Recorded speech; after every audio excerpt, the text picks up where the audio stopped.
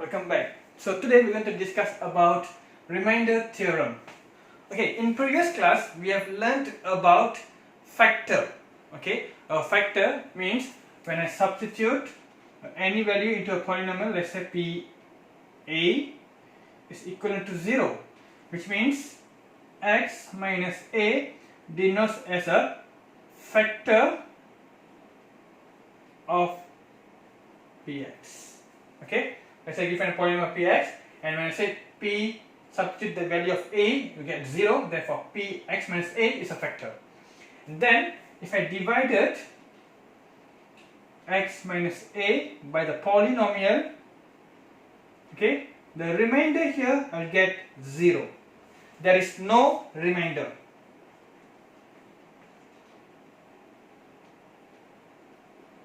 There is no remainder. Okay, but if we have a remainder, what we going to do? So let's look into the remainder theorem.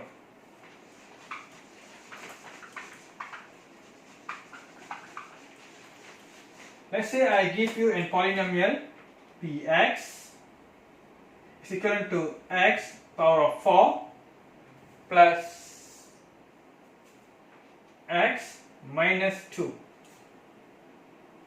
Plus 2. Okay, is divided by x plus 1. Okay, I give you a polynomial and I divide this by x plus 1. So let's look into the example. So x power of 4 plus x plus 2, so x plus 1. So first I need to eliminate my x power of 4. So I multiply here x cube. X multiplied by x cube, I got x4. 1 multiplied by x cube. Minus, so eliminated. So you get negative x cube plus x plus 2. Okay. Then to get my x cube, so I multiply here negative x square. So x multiplied by negative x cube, x square. So negative x cube minus x square. So you eliminate this, so you get x square plus x plus 2. Negative, negative, you get positive. Okay, so plus x, so it's going to be x square plus x. Okay, yeah, so eliminate, you eliminate this, you get 2.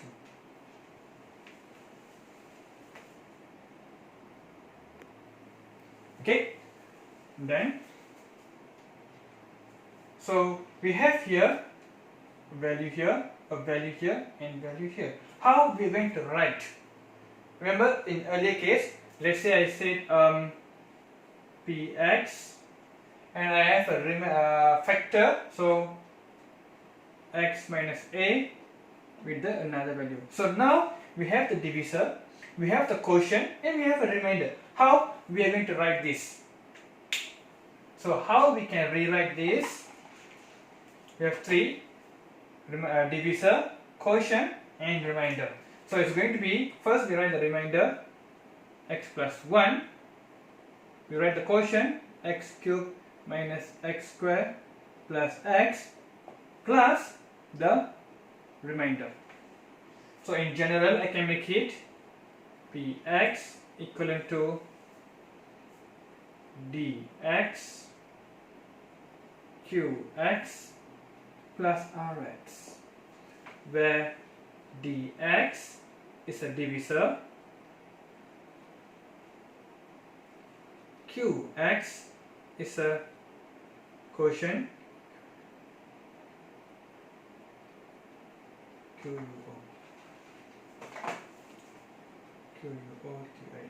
quotient, and then rx is going to be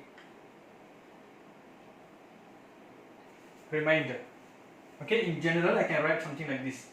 Okay, if you notice here, the divisor here is a linear and the remainder is a constant.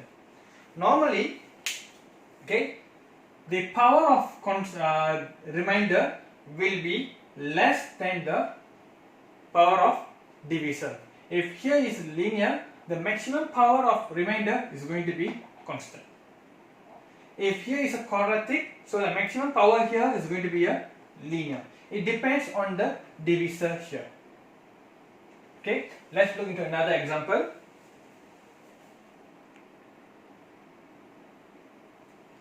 Here I gave you x power of 4 plus 3x square plus 2 divided by x square minus 2x plus 2.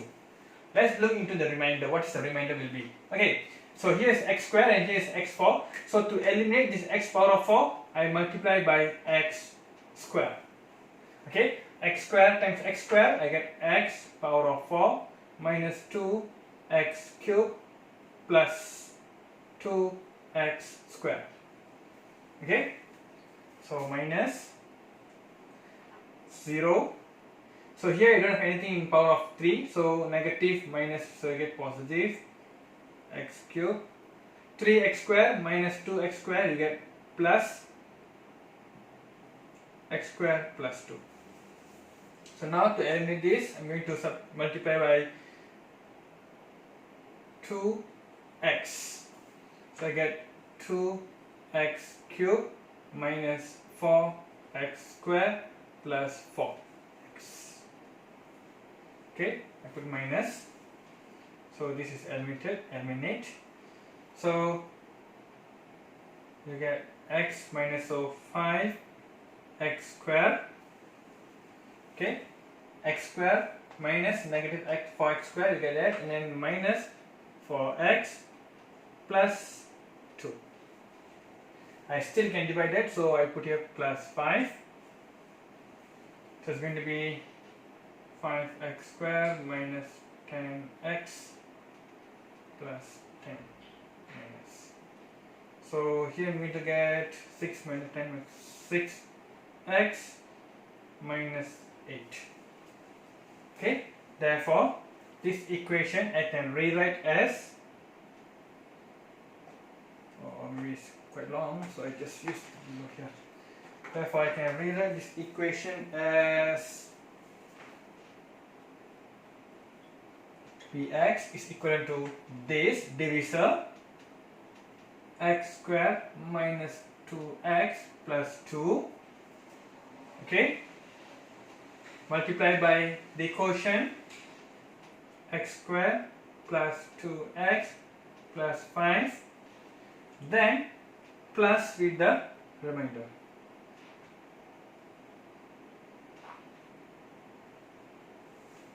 Okay, remember, so here my divisor is a linear, quadratic, so the divisor here is going to be linear. Okay, so normally the power of the remainder will be less than the maximum power of divisor. So this is by using long division.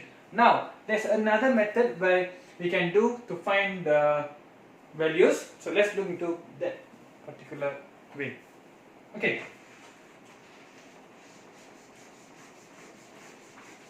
I'm going to use the same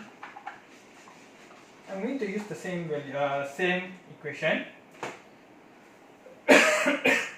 So what I'm going to do is, so I'm going to divide this, so x power of 4 plus 3x square plus 2, which is equivalent to a divisor multiplied by quotient plus the remainder. So the quotient here I give cancel first, later we can check. Okay, so the divisor is here, so x square minus 2x plus 2. Okay, how about the quotient? We don't know the quotient. What is the quotient? So what I can do, so here is x square and here is x power of 4. So what are the maximum power of quotient here can be? So here is square and here is 4. So I need another x square in order I get my x power of 4. Therefore I add here ax square plus bx plus c plus. Now I need to find the remainder. So remainder, So here is the square, or the n equal to 2 is the highest value. So my remainder is going to be a linear. So linear, maybe a linear, so I just added px plus q. Okay, so it is known, unknown and unknown. So now we're going to expand and then compare the coefficients. So let's expand. So it's going to be ax power of 4 plus bx cube plus cx square minus 2ax cube minus 2bx square minus 2cx plus 2ax square plus 2bx plus 2c. Then don't forget here there's a p and q, so px plus q. So we're going to rearrange. So ax power of 4. For x cube I got 1 and 2. So plus b minus 2a. So anything else? No. So it's going to be x power of 3. For square, c minus 2b plus 2a, so x square, plus for x,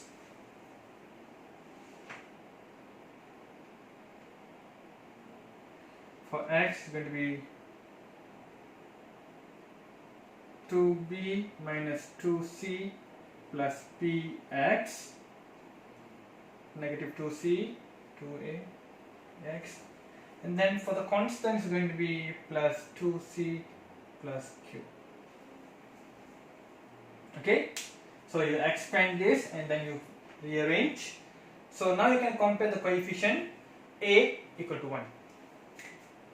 So a equal to 1, and then b minus 2a equal to 0, because here I don't have any power of x of 3. Okay, here I don't have anything, so therefore b minus 2a equal to 0. Okay, therefore a equal to 1, so b equivalent to 2. So b equivalent to 2. And then for c I can use here, so c minus 2b plus 2a equivalent to x square is 3. So c, negative 4 plus 2 is negative 2 equal to 3. So c equal to 5. So c equivalent to 5. Okay. And then for x, because I need p, I need a p value, so you can use this.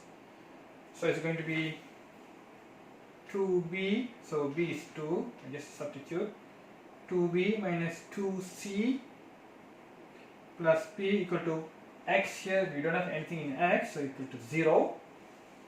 Therefore my p, so 4 minus 10 is negative 6 plus p equal to 0, so p equal to 6.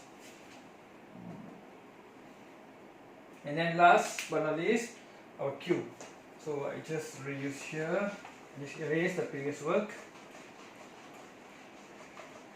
Okay, so 2c plus q is equivalent to 2. So c here is 5, so 2 times 5 plus q equal to 2, so q equal to negative 8. So now you can substitute all these values. So what is your a equal to 1 and b equal to 2, c equal to 5, p equal to 6 and q equal to negative 8.